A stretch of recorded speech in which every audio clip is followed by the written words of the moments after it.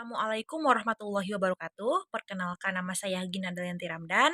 Saya dari tingkat 2A Program Studi Pendidikan Bahasa Inggris. Untuk video kali ini saya akan mencoba untuk menganalisa salah satu story dari penulis yang bernama Doris Lessing pada tahun 1952 dengan judul No Witchcraft for Sale.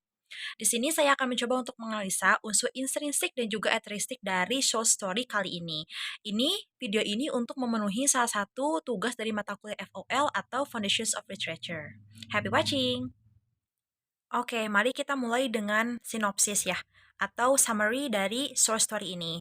Oke, teman-teman sekalian atau Bapak yang menonton video ini, saya sudah membuat ringkasannya ya, dan juga menganalisa unsur intrinsik dan juga ekstrinsiknya di novel. Jadi tinggal kita baca dan kita bahas saja. Oke, yang pertama adalah sinopsis. Di sini saya baca dulu ya. Ketika Farquhar memiliki anak pertama dan satu-satunya yang bernama Teddy ya. Juru masak mereka, dia itu seorang pria pribumi yang bernama Gideon. Langsung merasa sayang sekali terhadap anak tersebut. Nah, tetapi ketika anak tersebut berusia 6 tahun, tidak sengaja ada ular yang berbisa mungkin yang meludah racun ke mata si anak tersebut.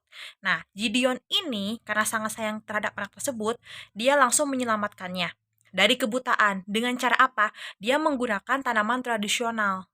Begitu. Tanaman tradisional seperti akar ya. Disebutkannya root di sana akar yang hanya diketahui oleh penduduk asli setempat. Jadi, cerita ini tuh berasal dari Afrika, dan di Afrika itu memang mereka tradisinya empiris secara turun-temurun, begitu ya. Jadi mereka itu menyembuhkan penyakit dengan tanaman-tanaman yang diketahui hanya oleh warga situ saja, gitu. Itu kurang lebih sinopsisnya seperti itu. Nah, kemudian untuk unsur intrinsik itu yang pertama ada tema ya. Untuk cerita No Witchcraft for Sale ini, temanya itu adalah bentrokan budaya antara penduduk asli Afrika dengan mengeksplorasi melalui motif obat dan uang modern dan tradisional. Jadi temanya itu seperti perbedaan budaya antara budaya tradisional dan juga budaya modern yang ada di Afrika. Kayak begitu ya.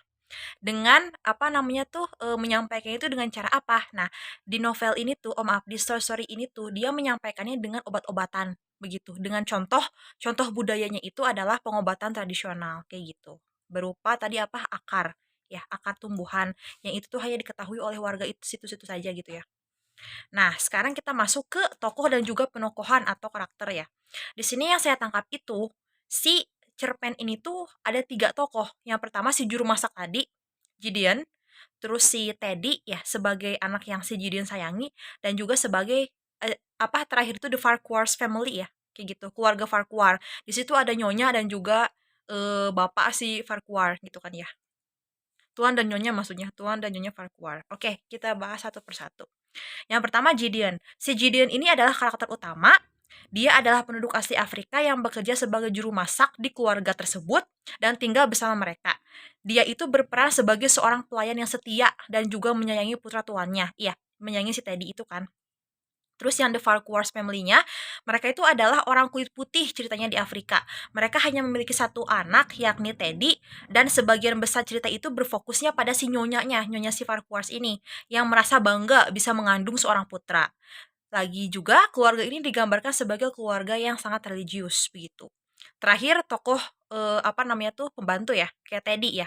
Nah, Teddy ini tuh dia putra satu-satunya di keluarga Farquhars dengan digambarkan sebagai karakter yang senang bermain, ingin tahu segala hal begitu. Namun seiring berjalannya waktu, Teddy ini menjadi paham perbedaan masyarakat kulit hitam dan kulit putih itu apa gitu, tradisi budayanya, kayak begitu ya. Kemudian itu kan untuk tema sudah, tokoh dan penokohan, yang ketiga adalah alur atau plot. Nah, plot dari cerita ini adalah tradisional, di mana berkisar pada penyembuhan seseorang anak laki-laki berkulit putih oleh penduduk asli Afrika menggunakan tanaman akar. Kemudian dari peristiwa ini, terus lanjut pada tingkat yang lebih kompleks, yang lebih dalam, cerita tersebut menggambarkan konflik antara pengobatan tradisional dan modern, dan juga perdebatan antara orang kulit hitam dan pribumi, orang kulit putih. Oh, terbalik, orang kulit hitam sebagai pribumi dan juga orang kulit putih, begitu. Oke, lanjut ya. Kemudian ada sudut pandang. Di sini sudut pandangnya kan untuk kalau cerita kemarin itu Sudut pandangnya orang pertama ya yang Arabi. Nah, kalau sekarang itu sudut pandangnya adalah sudut pandang orang ketiga gitu. Karena tidak ada sudut pandang si autornya atau ada tokoh aku enggak. Tapi sudut pandang orang ketiganya itu ini tuh berasal dari karakter buatan si autor gitu ya. Karakter ketiga.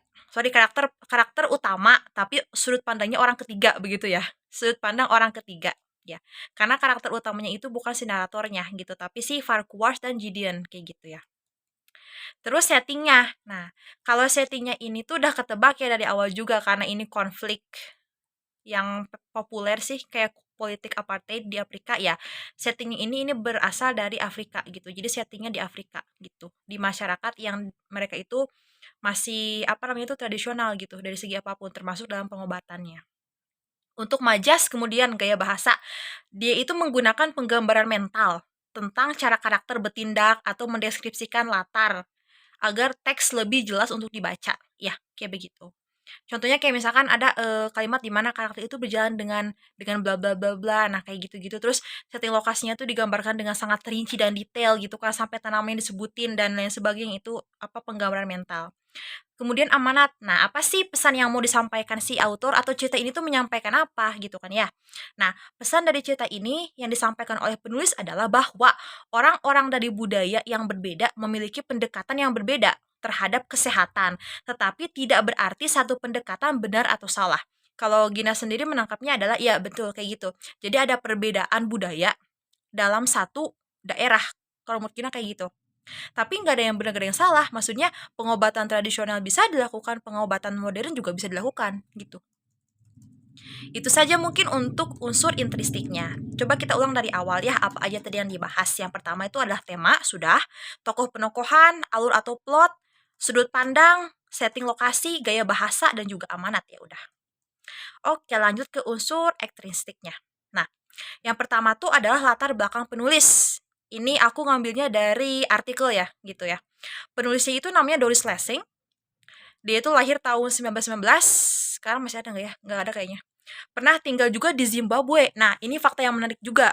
Aku baca di beberapa artikel kalau kenapa dia menulis cerita apa namanya No Witchcraft for Sale ini karena dia juga selain memang penulis. Nah, dia itu pernah tinggal di Zimbabwe. Secara logika kan Zimbabwe juga salah satu negara dari benua Afrika kan ya pasti tahu gimana kehidupan di sana begitu. Itu juga adalah salah satu yang melatar belakangi penulis mengetahui bagaimana dan apa yang terjadi di benua hitam tersebut. Nah, dia juga dikenal sebagai penulis ekspatriat Afrika Selatan yang dikenal karena feminismenya yang kuat tuh. Berarti itu juga salah satu latar belakang kenapa dia menulis cerita ini gitu ya. Kemudian yang kedua setelah latar belakang penulis adalah latar belakang masyarakatnya. Berarti latar belakang si orang-orang atau masyarakat Afrika ini gimana kan ya. Nah, masyarakatnya itu digambarkan masih tradisional di cerita ini dengan mengobati suatu penyakit secara empiris ya. Aku dulu farmasi empiris itu pengobatan secara turun menurun.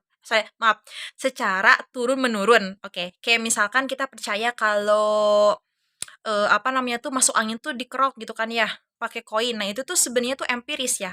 Itu tuh kalau dari segi medis itu apa namanya tuh tidak terbukti sebenarnya tuh hasilnya nyata atau enggak, tapi karena kita merasa itu tuh akan sembuh, itu sugesti, jadi sembuh, kayak gitu, itu namanya empiris gitu. Tapi, apa namanya, pada cerita ini tuh empirisnya di mana bukan hayalan ya, tapi memang ada tanaman obat seperti itu gitu, yang digunakan secara turun-menurun gitu.